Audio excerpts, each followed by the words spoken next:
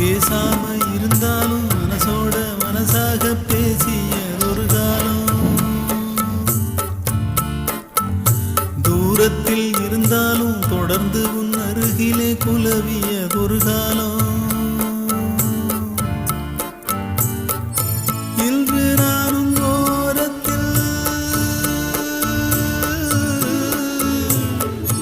இன்று நானும் ஓரத்தில், என் மனது தூரத்தில், வீதியில் இசைத்தாலும் வீணைக்கு இசையுண்டு.